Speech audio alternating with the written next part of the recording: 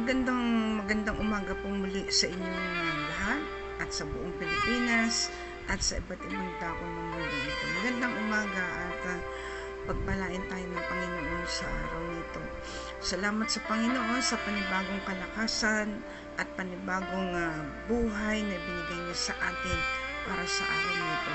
At salamat din syempre sa pag-iingat niya sa atin sa buong magdamag na iningatan niya tayo sa lahat ng kapahamakan, sa lahat ng gawa ng kaaway, sa lahat ng sakit at karamdaman. Maraming salamat. At wala naman talaga tayong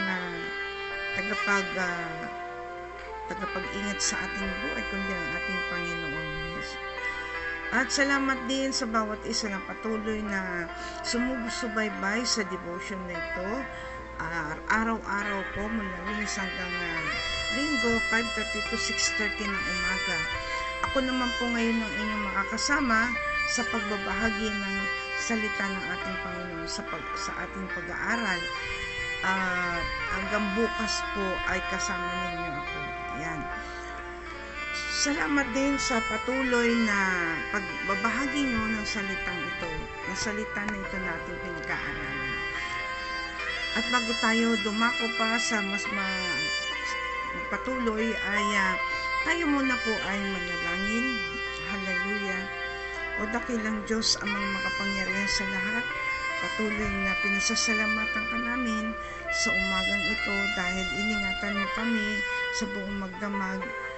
Inilayo mo kami sa lahat ng kapahamakan at sa lahat ng hindi magagandang bagay na inihanda ng kaaway sa aming buhay. Maraming salamat, Panginoon, sa panibagong buhay at kalakasan na taglay namin. Kalakasan, Ama, na nagmumula sa iyo. Kalakasan na patuloy namin magagamit, lalo na sa maghapong ito, Diyos, upang makapaglingkod kami para sa iyong kalwalhatian, Diyos. Maraming salamat din sa mga taong dadalhin mo ngayong umaga upang makasama namin, Panginoon, sa pag-aaral ng iyong mga salita. Salamat, O Diyos, at patuloy na samahan mo kami hanggang mamaya matapos at ikaw po magturo sa pamamagitan ko. Upang dalangin ko sa pangalan ng Panginoon Jesus. Amen at amen. Ayan. Ano ang mga pangyayari sa panahon na to, lalo na sa panahon na to? Alam naman ng lahat na ang Israel ay inaatake ng Hamas, ng mga Palestinian. Ano ibig sabihin ng Hamas? Violence. Ayan, violence. Alam niyo po, Hebrew word daw yung Hamas, ang ibig sabihin ay violence. Alam po ninyo kung sabi yung presidente po ng Israel kagabi ay napanood ko dahil nananawagan po siya sa buong mundo na makiisa sa hindi naman makipag-away, makipaggera, kundi makiisa tayo sa damdamin ng Israel na kung saan ay nagkakaroon ng hindi magandang pangyayari. Marami na daw po ang napatay, bata at matanda. Marami na ang parang yung sa Holocaust, alam niyo sa Germany, na kung saan ay pinagdadampot, pinagkukuha, hinostage ang mga tao at dinala sa concentrating camp. Ganun din po ang ginagawa ngayon sa Israel. At ito po yung pagpapatuloy ng Holocaust ng panahon na yun sa ating mga kapatid sa Israel. Nakakalungkot po at ngayon ay marami pong hostages.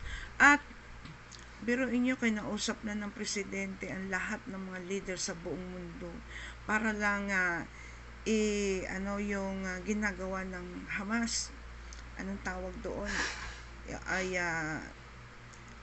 wag suportahan. Ewan ko bakit pag nababasa ko po doon sa Facebook, maraming sumusuporta sa Palestinian, sa Hamas. At kailangan po sigurong i-voice out natin kahit sa Facebook yung ating pagsuporta sa Israel. Ito po ang bayan ng Diyos na kahit na po ano ang nangyari, ano po ang ginawa ng mga Israelites, ay hindi po sila pababayaan ng ating Panginoon. Bagamat ang dami na pong namatay, mga bata at matanda, marami na po ang napahamak, nagkasakit, nangagutom, marami na po. At nakakalungkot po dahil nangyayari ito sa bayan ng Panginoon natin.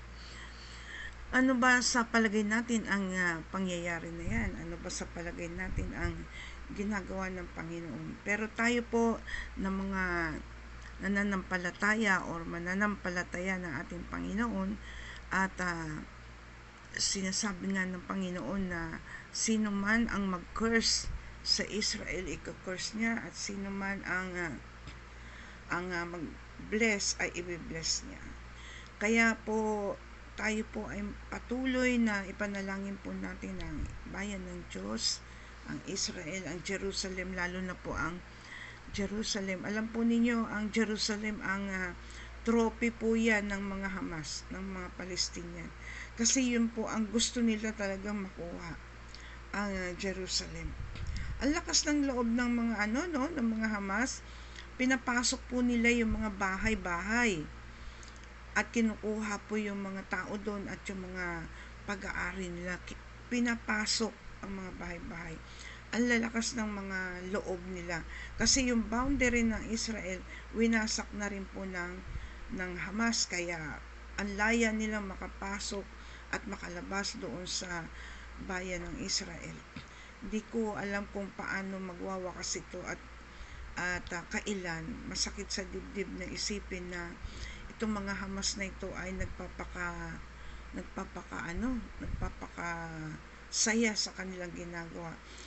Kung yung ISIS ay kinundi na natin, ito din mas lalo na po itong Hamas na ito. At alam na po natin kung sino pasimunin nito, kung sino ang nag-send out ng mga Hamas, nagpalakas ng loob ng mga Hamas. Alam na natin yan. At alam po yan ng buong mundo dahil siniwalat na rin po ng kanyang gabinete kung ano ang kanyang ginawa. At syempre, dahil sa hirap ng kanilang dinadanas, gumawa ng pera para magkaroon sila ng kayamanan ng pera sa pamagitan ng pagbebenta ng mga armas sa Palestinian. Ang lalakas ng loob ng mga Palestinian na yan, sumugod sa Israel. Bakit? Kunyari lang po, ang bansang Amerika, kunyari protektado nila ang Israel, pero ang katotohanan, sila po ang, lalo na yung presidente, sila po ang pasimuno, sila po ang nag-cause, parang sa ISIS. Sino ba ang nag-ano sa ISIS? Kay Bin Laden, sino ba ang nag-supply ng mga armas sa kanila? Di ba itong itong bansang ito, na ayaw maghirap. Ayan. Kaya pag-pray po natin, talagang ang laki na ng kanyang pananagutan sa ating Panginoon. At tsak na doon siya pupunta sa walang hanggang kapahamakan. At inihahanda na ng Panginoon, sabi nga niya, inihahanda na niya ang kalalagyan ng mga ito. Ang lang po ay nakakaawa yung ating mga kapatid sa Israel. Marami na pong mga Pilipino ang pinauuwi na rito para maging ligtas po sila. At alam po ninyo, isang kaparaanan po ng Panginoon ang mga bagay-bagay na nangyayari sa buong mundo para tayo ay magising at gawin ang dapat natin gawin.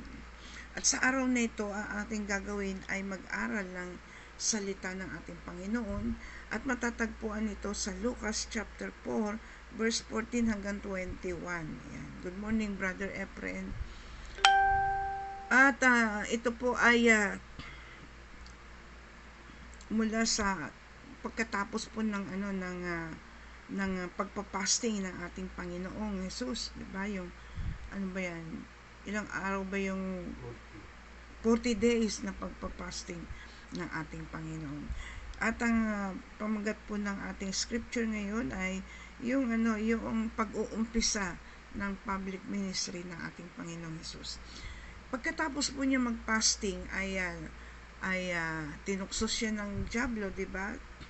Pero pagkatapos po nun ay lumabas na siya para mangaral.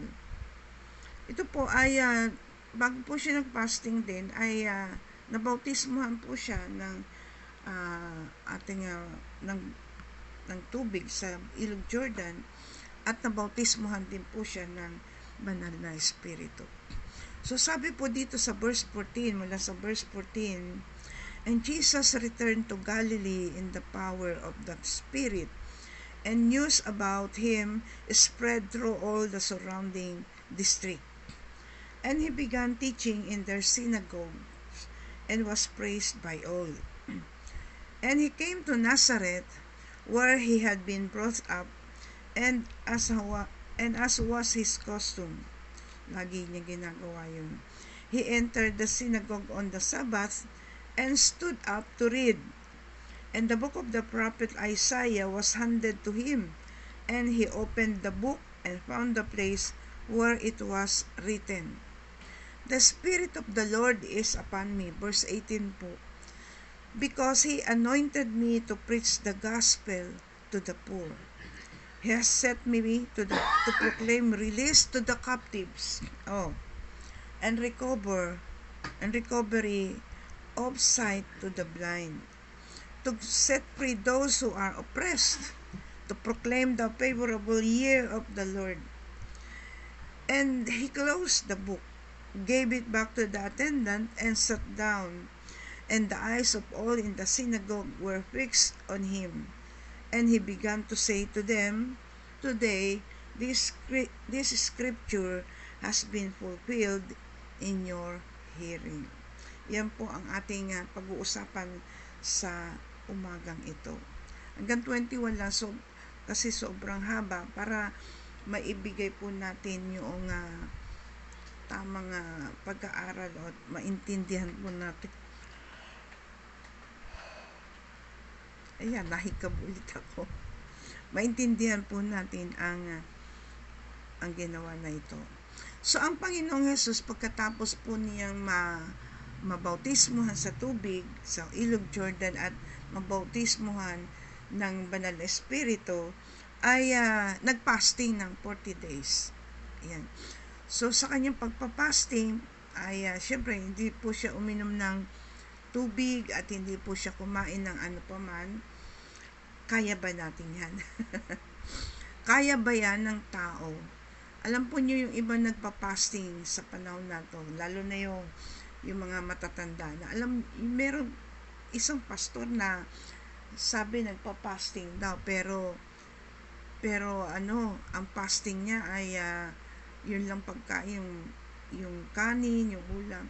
Pero ang ginagawa po niyang pagpapasting ay kumakain ng mga prutas. Syempre, hindi ka magugutom doon.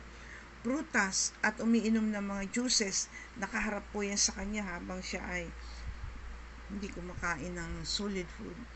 Meron naman nagpapasting na tubig ng tubig ang iniinom. Ako po nung magpasting, tubig ang aking ininom. Kasi, maano naman yung fasting ko, mga pinakamatagal na po yung 1 linggo or 5 days, no? Kasi noon, nasa Marilao kami, ayan, yung fasting na yun. Alam niyo po, pagdating ng, yung una tsaka pangalawang araw ng pagpapasting, ay mahirap. Andyan lahat ang tukso, na parang hindi mo kayang tanggihan ang pagkain. Kung bakit noong panahon na yun, natatawa nga ako Pag magpapasting ako, may mga kainan na nangyayari. May meeting, halimbawa, may meeting kami, tapos mag-aanda ng napakadaming pagkain. Ang sasabihin ko na lang is, pagkatapos ko mag-fasting, kakainin ko lahat yan. Pero hindi naman nangyayari. Kasi pagkatapos mo mag-fasting, parang nakalimutan mo na yung mga pagkain na yon, tsaka parang nawalan ka ng ganang kumain. Pangatlong araw po ng pagpapasting ay maano na yan, maayos na ang pakiramdam mo. Hindi ka nagutom. Ano po? Ako nga, malakas ako noon nagsasalok pa ako, nagbobomba ng tubig, nagbubuhat ng tubig. naglalaba, naglilinis ng bahay kasi ako lang naiiwan mag-isa sa bahay. Malakas ako. Kahit na nagpa-fasting, ewan ko lang pagka nag 40 days. Merong isang artista na nag-fasting ng 40 days. Alam po niyo, si Connie Reyes, di ba? Nag-fasting po yan ng 40 days. Yung nanay ng aming mayor dito sa Pasig. At sino pa ba yun? Meron pang, marami po nag-fasting ng 40 days na nakayanan naman po nila yung challenges na yun. And bakit po tayo nagpa-fasting? Bakit nagpa-fasting ang tao? Hindi po para humingi ng kung ano-anong mga material na bagay. Ang hinihiling po ng mga nagpa-fasting ay mapalakas ang kanyang espiritu. Mapalakas ang pinakakain niya yung kanyang kaluluwa ng mga bagay na galing sa Diyos. Lumalakas ang kanilang espiritu. Kaya ang lakas po nila mapaglabanan ang mga tukso, ang mga kasalanan, at napapalaya po sila sa lahat ng uri ng kasalanan. Sabi nga ay tinatanggal ng Diyos ang burden sa atin kapag tayo po ay nagpa-fasting. Hindi tayo nagpa-fasting para tayo ay makakuha ng favor sa Panginoon na ibigay sa atin yung mga hinihingi natin. Hindi po ganun. Ang pagpa-fasting, ang tamang pagpa-fasting na galing sa Panginoon ay pagpapalakas ng ating espiritu. Yun yung sinabi nga dito ng Panginoon, di ba? At nung ang Panginoon ay na bautismo ng Banal na Espiritu, syempre ang lakas ng bakit kailangan ng Panginoon ang bautismo ng Banal na Espiritu? Kasi tao lang po siya noon. At kailangan niya ang kapangyarihan ng Diyos para gawin ang mga bagay na dapat niyang gawin. At siya po ay dahil nga maraming tao yung nakakita sa kanya doon sa pagbabautismo doon sa tubig at sa Banal na Espiritu, maraming panahon natin ngayon ang tawag ay marites.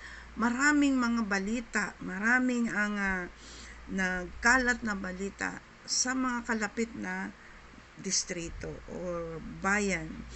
At doon ay pumasok siya sa synagogue. Alam niyo po yung synagogue, ito po yung kanilang parang temple, At doon ay nakita po siya ng mga tao doon at nag-abang ng kanyang pangangaral, At nagpunta po siya sa Nazareth dahil siya po ay taga Nazareth at pumasok nga po siya doon sa isang synagogue sa araw ng pamamahinga, kumbaga sa araw ng Sabat, At doon ay binasa niya yung Book of Isaiah na ibinigay sa kanya ng tagapamahala doon at binuksan niya to.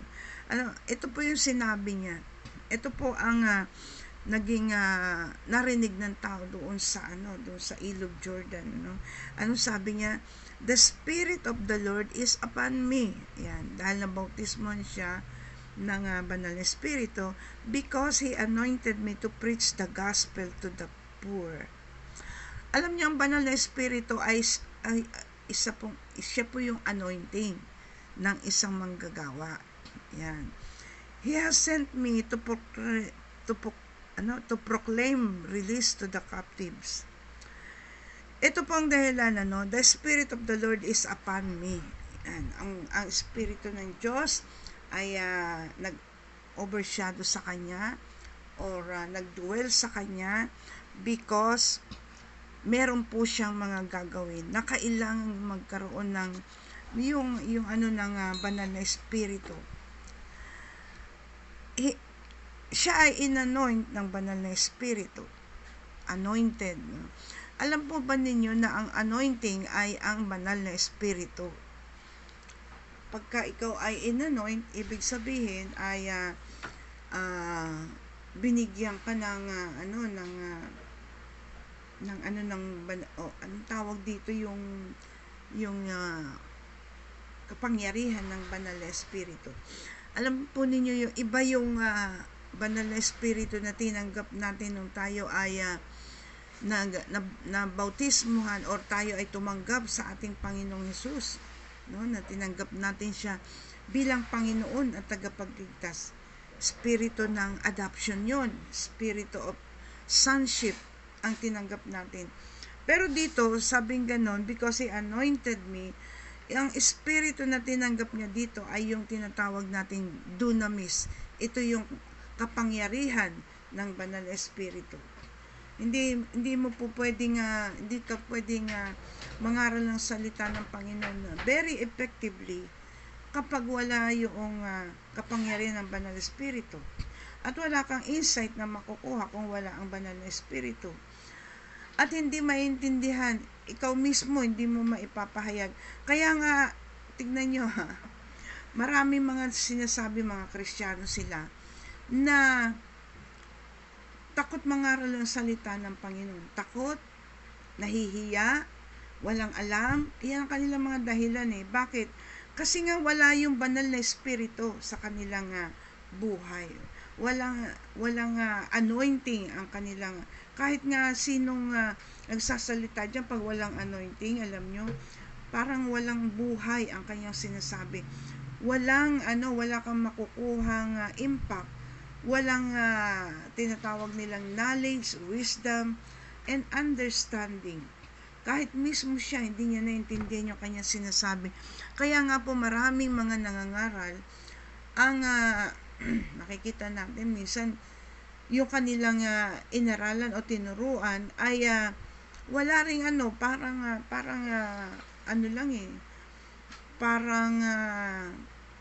pinagbigyan lang nila or naakit lang or pinangakuan lang yung mga nangangaral sa kanila. Pinangakuan lang sila. Pero ito yung maganda na makikita mo sa Anointed One. Sila po ay walang takot na magpahayag ng salita ng Panginoon. Hindi po nila inaalala kung ano ang kanilang ipapangaral. Sabi naman ng Panginoon, di ba? Huwag kayong matakot ng inyong sasabihin dahil ang banal na espiritu ang magsasabi kung ano ang sasabihin mo. So yun po yung anointing. At ang tao na makakarinig ng iyong pangaral ay magkakaroon ng kakaibang damdamin. Parang tanggap niya yung salita ng Panginoon na ipinangaral mo sa kanya. Nagkakaroon siya ng kalayaan. Kaya nga dito sabing ganun ng Panginoon, doon sa binasa, nakita nyo, nasa a book of Isaiah na to. Ito ang Panginoong Hesus Siya yung anointed one, no? Sabing ganun, bakit kailangan niya ng bautismo sa tubig at banal na espiritu. Ang sabi niya dito, the Spirit of the Lord is upon me. Kailangan ang isang nagsasabing siya ay Kristiyano ay merong espiritu ng Diyos. Huwag natin sasabihin na hindi ka binigyan ng hindi ka binautismohan dahil wala ka sigurong alam or walang hindi po totoo 'yon. Lahat ng tao ay binigyan ng karapatan ng Diyos o ng kalayaan na tanggapin ang bautismo ng banal na espiritu. Wala pong totoong Kristiyano o totoong mananampalataya na hindi tatanggap ng anointing ng banal na espiritu. Lahat po tayo, available po yan. Kagaya nga ng di ba, yung gift, yung fruit, available po yan sa lahat. Yung hear and obey, available po yan sa atin lahat. Hindi lang natin alam, kaya hindi natin walang nangyayari sa atin, at hindi lang natin ginagawa. Takot, nahihiya. Alam niyo po yung hiya kasi yan galing yan sa demonyo galing po yan sa kaaway. Bakit? Pipigilan kanyang gawin ang pinagagawa sa iyo ng Panginoon. Kaya ka nahihiya dahil ayaw mong mapahiya. Ayaw mo masabihan ka ng tao na hindi naman hindi naman anointed yan, or hindi totoo, or maraming sasabihin ng mga tao na ayaw mong mapahiya, ayaw mong pagsabihan ka ng ganun. No? Kagaya ng Panginoong Hesus dito, di ba sabing ganun, no? Hindi pa anak yan ni ni Joseph, yung karpintero, 'di ba sinabihan ng ating Panginoon, kung ikaw na tao, ang sasabihin, 'di ba anak yan ng ganito ganyan, mahihiya ka na. Mahihiya ka at titigil ka na sa pangangaral. Or kung ikaw ay sinabihan ng hindi magagandang bagay, ay nahiya ka na, ayaw mo nang ituloy ang iyong ginagawa. No? Yan po yung dahilan kung ba't tayo nahiya. Sa totoo lang, hindi ka nahihiya na wala kang alam. Nahihiya ka na pagsabihan ka na wala kang alam. Nahihiya yung ego mo, nahihiya yung pride mo. Ayaw mo mapahiya. Ayaw mo makanti ang iyong pride, ang iyong ego. Kaya ayaw mong mapahiya. Kaya ayaw mong gawin ang pinagagawa sa iyo ng Panginoon kapag ikaw ay napahiya. Yan po ang tunay na dahilan ng hiya. Hindi totoo na nahiya ka kasi hindi mo alam. Hindi po totoo yan. Ang mga katuwiran na ganyan ay hindi po talaga niya kilala ang ating Panginoon. Kaya wag mo sasabihin na ikaw ay Kristiyano. O sige, sabihin mo Kristiyano ka, pero hindi lahat ng Kristiyano ay tapat na lingkod ng Panginoon.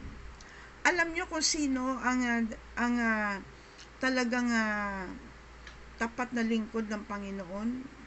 Yung pong nabautismuhan ang banal na ng tubig at ng banal na espiritu.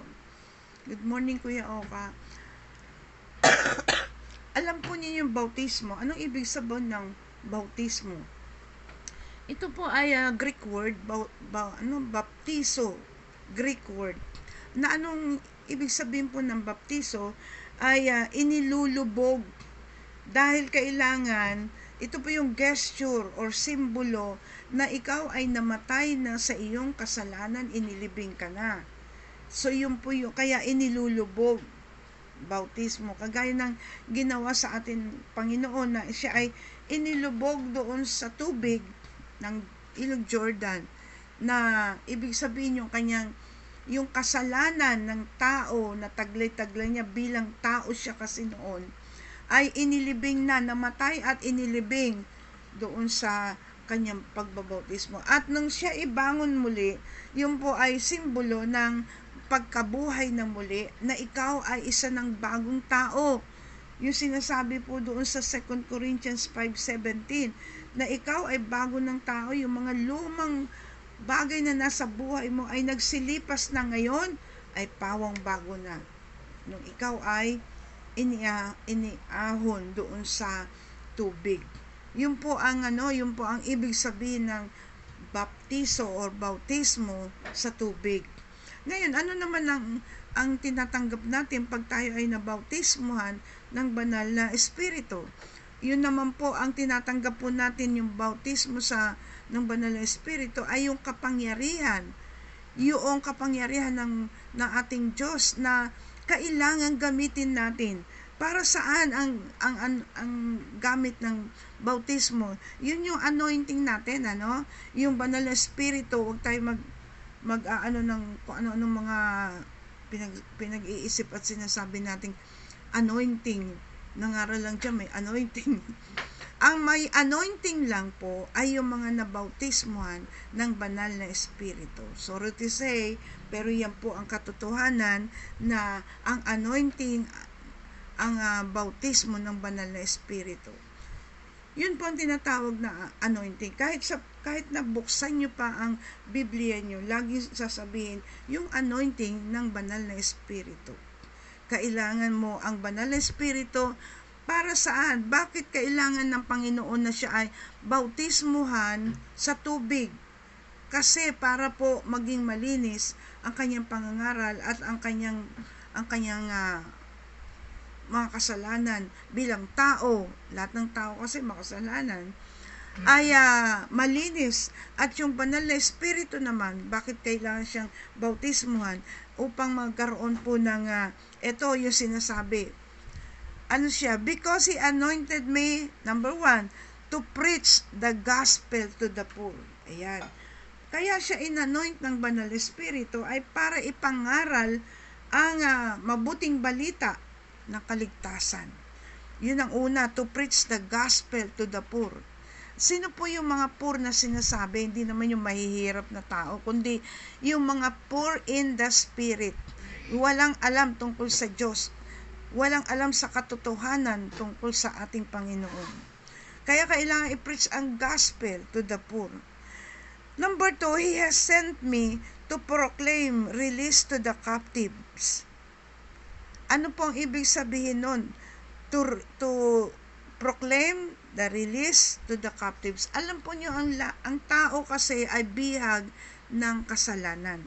Ngayon, kung ipapangaral ang salita ng Diyos, yung gospel, magkakaroon po ng, kaya nga Banal na Espiritu ang gumagawa, magkakaroon po sila ng release. Kailangan lang i-proclaim mo yung gospel para sila ay ma-release doon sa kanilang pagkakabihag. Saan sila bihag? Bihag po sila ng kasalanan.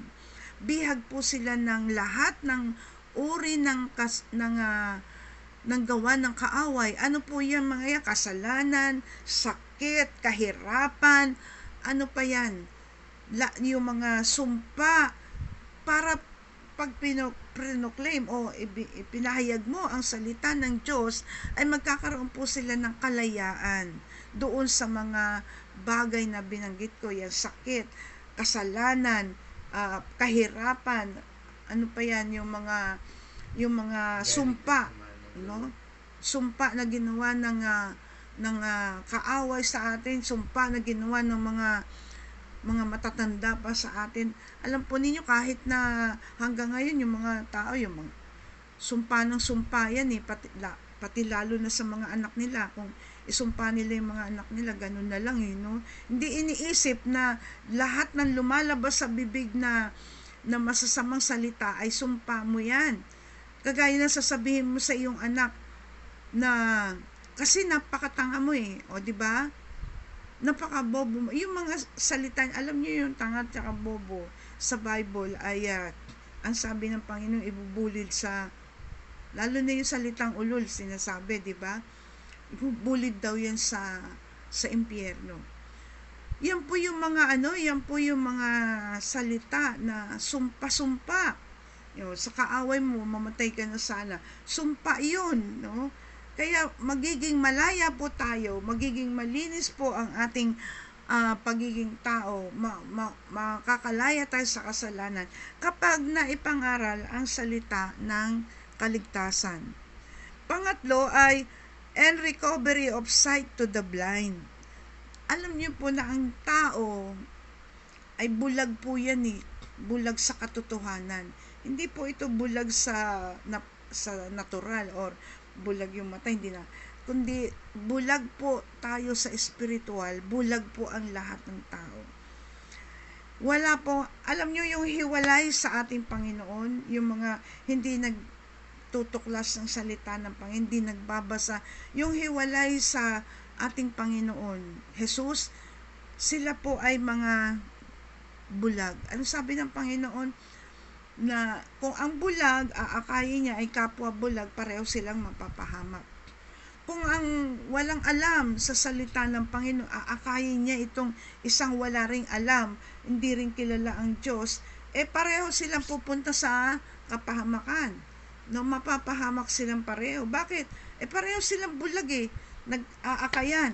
Kaya nga po sinasabi ko na ang daming lamok, na yung mga mangangaral na hindi naman niya talaga alam kung ano yung kanya sinasabi at naniniwala po yung mga tao na yan, pareho po silang bulag. Hindi nila alam ang katotohanan. Kaya nga sabi ng Panginoon saliksikin ninyo ang lahat ng kasulatan upang malaman nyo ang katotohanan at ang katotohanan ang magpapalaya sa iyo. Kung sasaliksikin mo ang scripture o ang kasulatan, hindi ka lalaya, sasaliksikin. Pero kailangang malaman mo at maintindihan mo kung ano ang sinasabi upang ikaw ay lumaya. Yun po ang katotohanan yan. So, kung tayo po ay bulag at nangangaral din tayo doon sa mga bulag, parehong mapapahamak. Kaya yung mga religious leaders natin na nangangaral ng mga mali-maling mga doktrina, mali-maling pangangaral ng salita, alam niyo pinakamahalagang doktrina ay ano lang doctrine sa amin, ang pinakamahalagang doctrine ba ang tawag doon? Yung si Jesus ay namatay, si Jesus ay the great healer, si Jesus ay tagabautismo ng banal na espiritu, at si Jesus ay babalik na muli sa wakas ng panahon. Hindi lang wakas, kundi babalik ang Panginoon upang kunin ang kanyang mga tunay at tapat na mananampalataya. Yan po ang essence ng anointing, At ito pa, another one is to set free those who are oppressed. Alam nyo, hindi na kailangan, ang tao hindi na kailangan maposes Possess na sila Possess ng Possess ng diablo. Lahat ng sabi ng John 8:44, kayo ay sa inyong amang diablo. Ang ginagawa ninyo ay ang mga ginagawa ng inyong ama. O sa inyong ama, diablo. Kung siya ay sinungaling din kayo. Kaya nga, huwag nyo sasabihin na ang sinungaling ay maliit na kasalanan. Hindi po. Sabi po doon sa Revelation 21:8, ang lahat ng sinungaling ay ibubulid sa kumukulong asupre.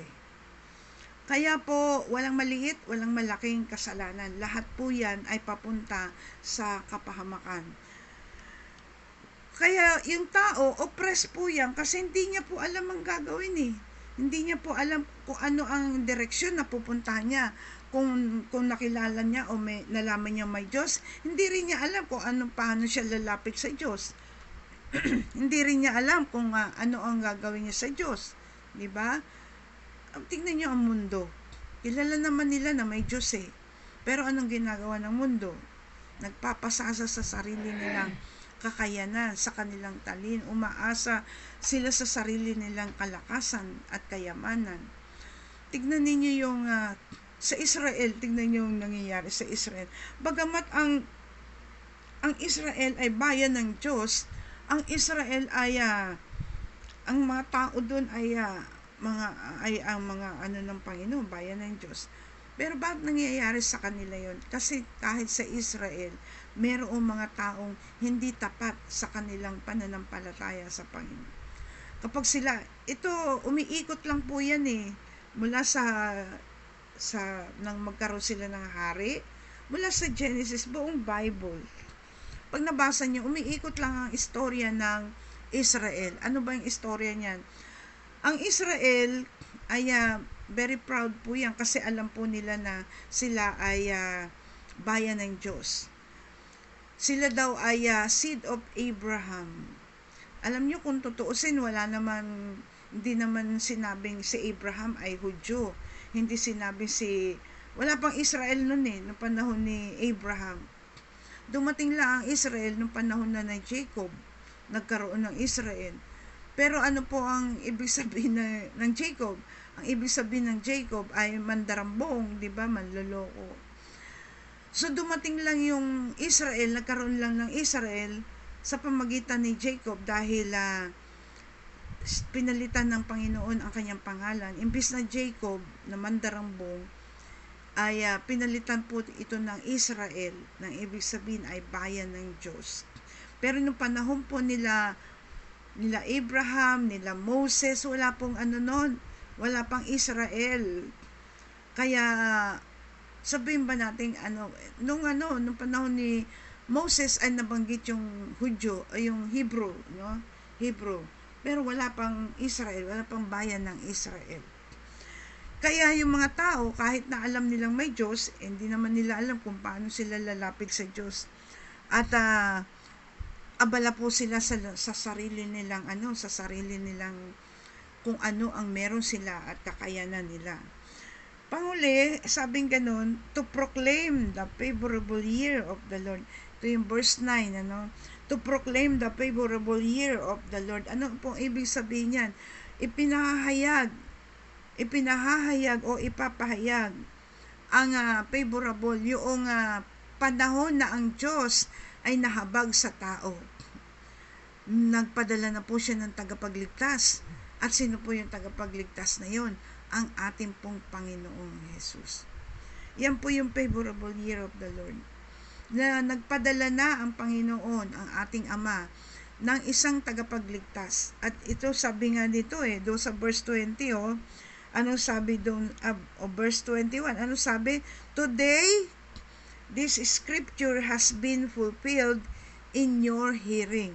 Ang ibig sabihin, lahat ng sinabi dito ng Panginoon mula sa verse 18 hanggang verse 19 ay nangyari, na ipanganak na, ito na, mangangaral na, at nakatayo na ito sa kanilang harapan, at nangangaral ng salita ng Panginoon. Ito na siya. Yung anointed one, andito na siya. Nangangaral na, mag-uumpisa na siyang mangaral sa lahat ng tao. At yung mga tao na nandoon sa harapan niya ay maganda naman ang mga sinasabi nila, no? Pero ito ang panahon, at hanggang ngayon ang panahon na ito yung sinasabi sa scripture na na-fulfill sa pamagitan ng ating Panginoong Jesus. Bakit yung sinasabi ko, bakit yung mga tapat na lingkod ng Panginoon ang may bautismo ng Banal na Espiritu? Alam nyo kung bakit? Kasi dinidesire po yan. Kapag ikaw ay mananampalataya ng Panginoon, lalo ng Panginoong Jesus, lahat ng kung ano ang meron ng Panginoong Jesus, i-desire mo. Gugustuhin mo na magkaroon ka. Lalo na yung Banal na Espiritu, dahil ang Banal na Espiritu ang nagpapatatag sa atin, ang nagtuturo sa atin, ang nagpapahayag ng mga bagay na dapat nating malaman tungkol sa ating Panginoong Jesus. Di ba sinabi niya doon sa John 16 o 17 na iiwanan niya ang Banal na Espiritu dito sa mundo para ipaalala niya ang lahat ng mga pangaral ng Panginoong Jesus. At siya magpapaliwanag ng mga ipinangaral ng ating Panginoong Jesus. Siya ang magpapaliwanag ng mga bagay-bagay na dapat nating malaman at matutunan. Yan po ang trabaho ng Banal na Espiritu sa buhay ng tao. Kaya kung ikaw, tinatawag mo na ikaw ay mananampalataya ng Panginoon, dapat i-desire mo o naisin mo na ikaw ay mabautismohan ng Banal na Espiritu. Sa maniwala kayo sa hindi, ang Banal na Espiritu ay napaka-essential sa atin, lalo na sa pagdating ng rapture, na ang lahat ng mananampalataya na may bautismo ng Banal na Espiritu, I believe na yun ang magtataas sa atin sa rapture.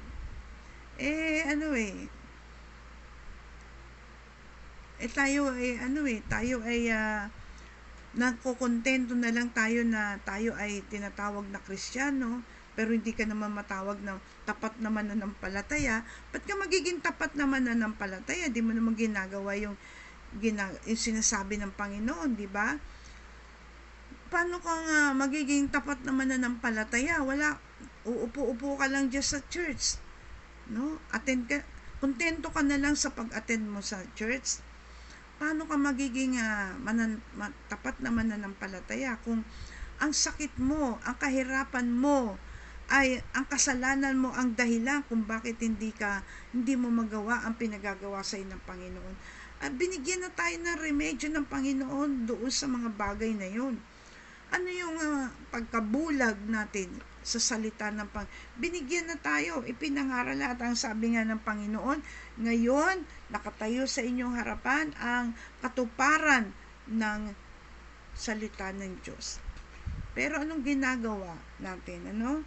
Kailangan tayo po ay alam niyo, Banal na Espiritu, siya po yung nagbibigay sa atin ng katatagan para tayo ay manatili na kahit anong hirap, kahit anong pinagdadaanan nating pagdurusa, nakakapit pa rin tayo sa Panginoon.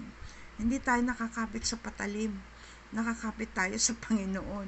Kapag ikaw ay kumapit sa patalim, patay kang bata ka, no? kamatayan ang hinahanap mo kapag ikaw ay kumapit sa patalim. Pero kumapit ka sa Panginoon at ang banal na Espiritu ang tutulong sa iyo upang ikaw ay maging matatag. Ang banal na Espiritu ang magbibigay sa iyo ng lakas ng loob para ipangaral ang salita ng Diyos.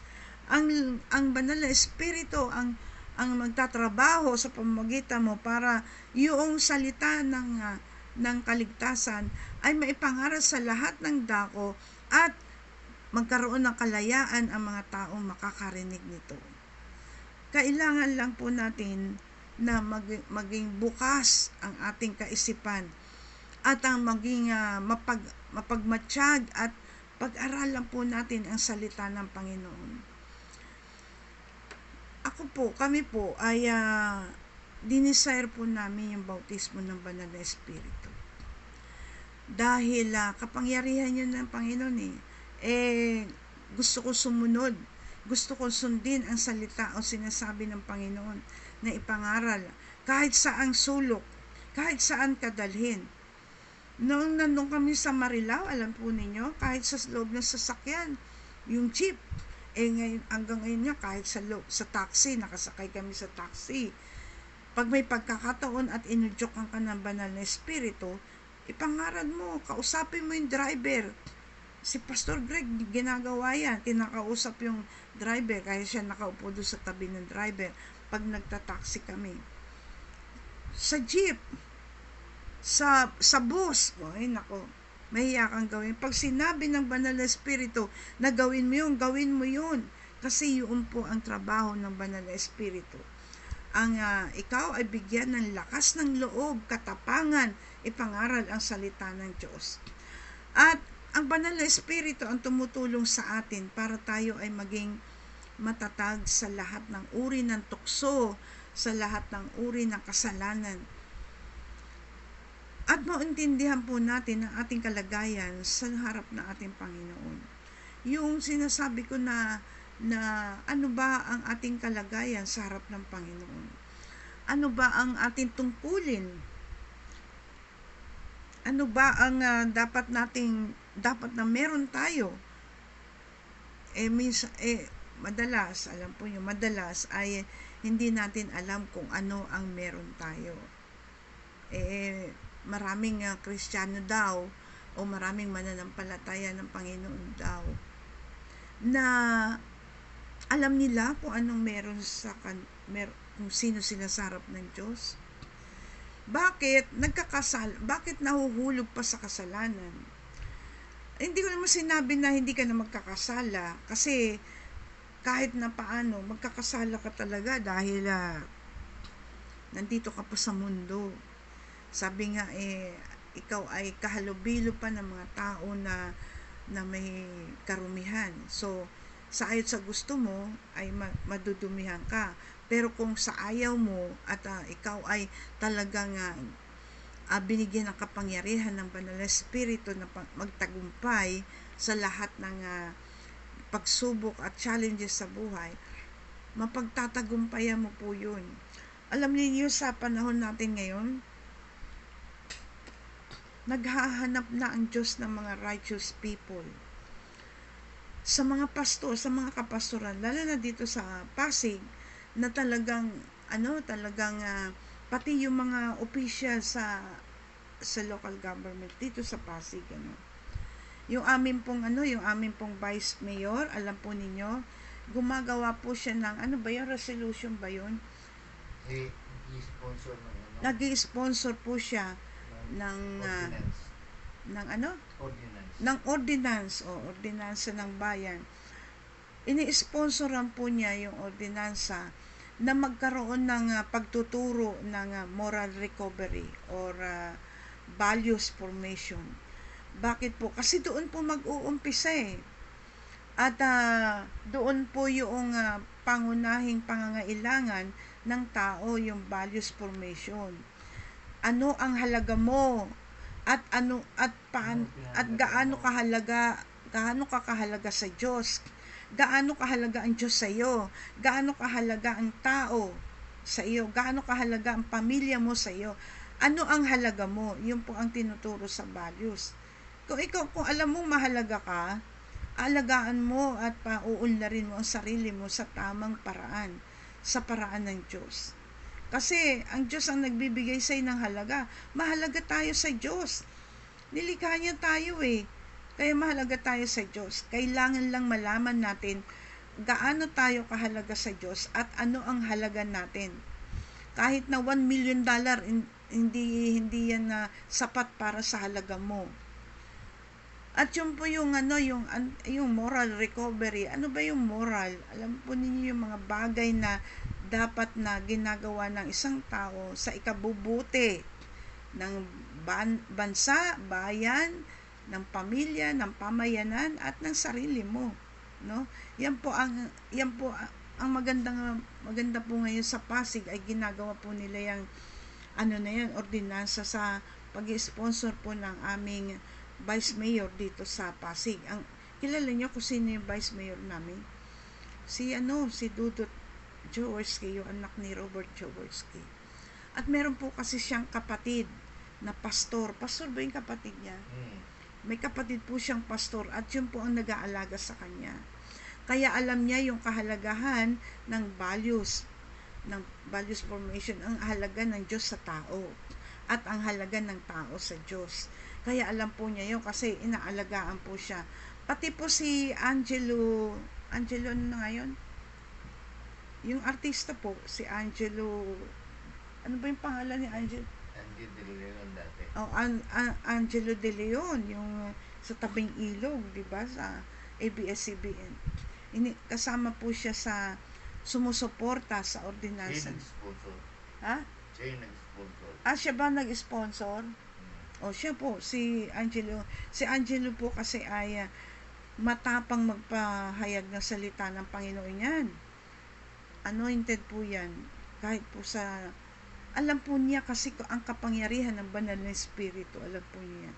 Alam po niya yan.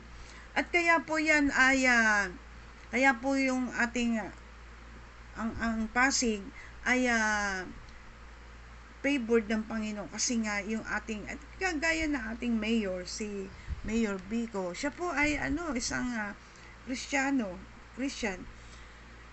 At si Connie Reyes, ang nanay niya, syempre inalagaan po siya ni Connie Reyes, na si Connie Reyes ay isang ring lingkod ng Panginoon.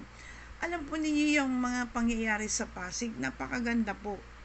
Meron nga isang pastor din siya or anong tawag doon? Nasabi niya ay merong ginto dito sa Pasig. Alam niyo kung ano yung ginto na sinasabi niya?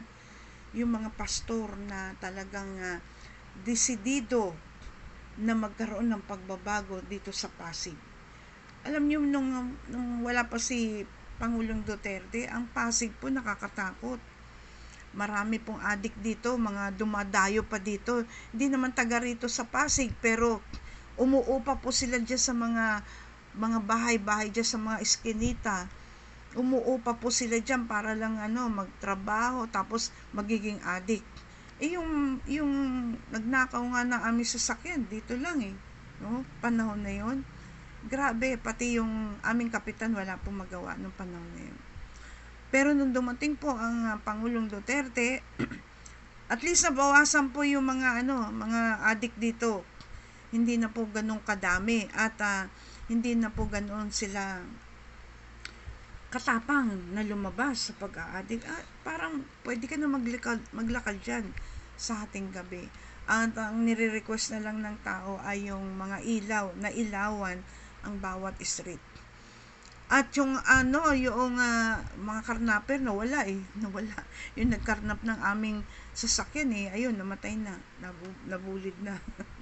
Kaya mahalaga po na magkaroon tayo ng moral recovery at magkaroon na naman tayo ng values, hindi lamang sa mga tao kundi sa sarili natin mismo.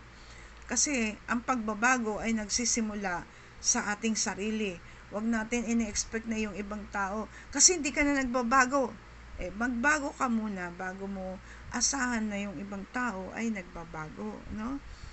Kaya po, napakahalaga po ng anointing ng banal na espiritu.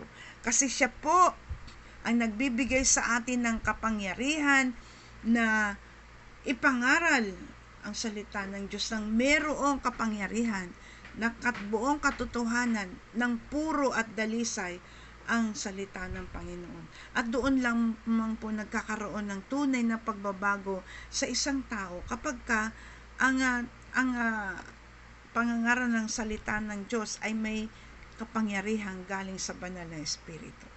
Tayo po'y manalangin. O Diyos na makapangyarihan sa lahat, patuloy po kaming nagpapasalamat at patuloy na umaasa na ang mga bagay na kailangan namin sa buhay bilang mga tapat na mananampalataya o tagasunod ng aming Panginoong Hesus ay magkaroon ng epekto ito sa aming buhay. Sa pamagitan ng banal na Espiritu, ito po ang aming nais na magkaroon sa aming buhay. Salamat po sa iyong mga salita na nagpapaliwanag at nagbibigay sa amin ng tunay na kalayaan sa lahat ng mga gawa ng kaaway sa aming mga buhay. Salamat po Panginoon sa kalayaan na yan, sa pagkabihag ng mga ginawa ng kaaway, sa kasalanan, sa sakit at karamdaman, sa kahirapan at sa sumpa na ibinigay sa lahat ng tao. Maraming salamat Panginoon na sa pamagitan ng pangangaral ng iyong salita, pagpapaliwanag ng iyong salita ng banal na Espiritu ay nagsilaya kami, O Diyos. Ganon din Panginoon, salamat sa mga may mga sakit at karamdaman sa panahon nito. Panginoon, kung hindi man nila alam na meron silang sakit, kung sila man ay nakahiga na sa kanilang sakit at karamdaman, patuloy na magmanifest, Ama, yung pangako mo na sa pamagitan ng mga latay at sugat ng aming Panginoong Hesus ay nagsilaya kami at nagsigaling kami sa lahat ng uri ng sakit at karamdaman.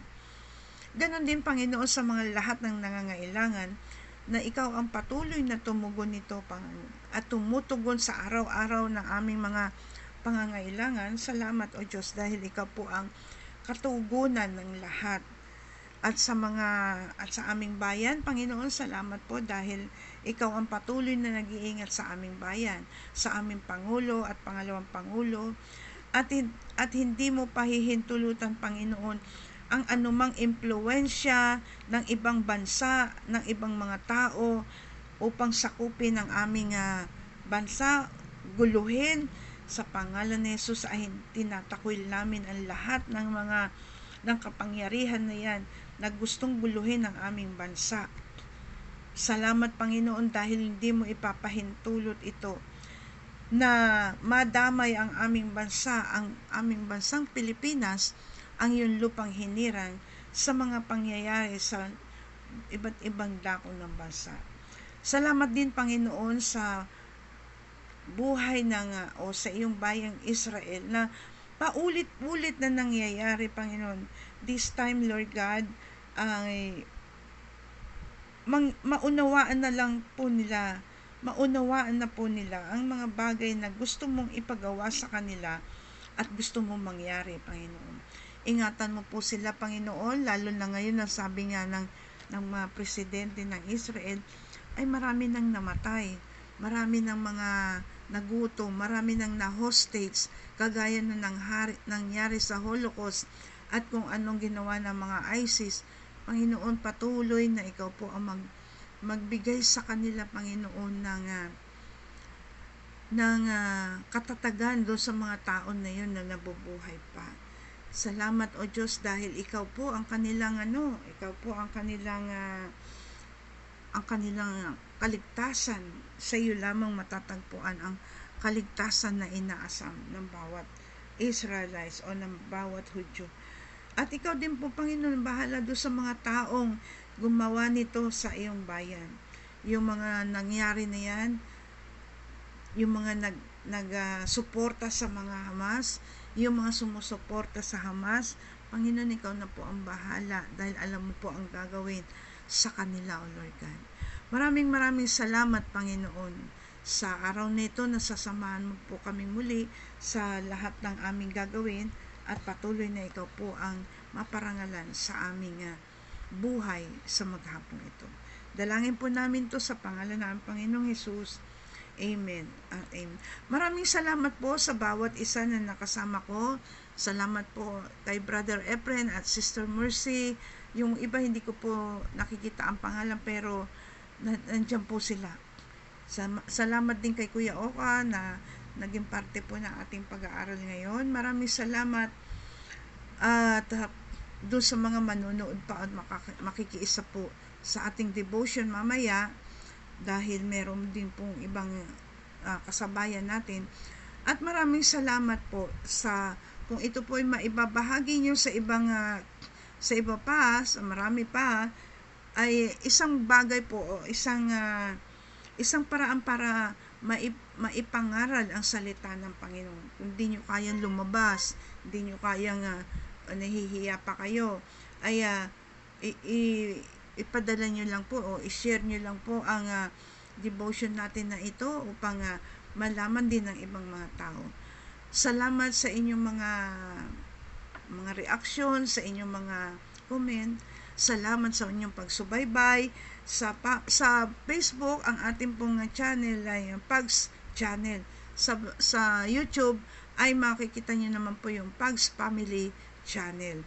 Ito po ay nangyayari mula Lunes hanggang Linggo, 5:30 to 6:30 po. At sa YouTube po, kung magbabahagi o isi-share nyo po, sabihin nyo na rin po na i-subscribe. At kung may bell po kayo makita doon sa bandang taas, i-click nyo na lang po para ma-update po tayo sa mga gagawin po natin dito sa devotion. Maraming salamat po sa inyong lahat at patuloy na gawin po natin ang pinagagawa ng Panginoon sa atin. Hanggang sa muli, ako po ang inyong lingkod, Pastora Tess Pagulayan, ang inyo ring kaibigan. Nagsasabi na ang Diyos ay mabuti at mahal tayo ng Diyos. Maniwala po kayo dyan. Buhay pa tayo no? At hindi niya tayo iwanan at hindi niya tayo pababayaan. Hanggang bukas, ako muli ang inyong makakasama bukas. Bye-bye!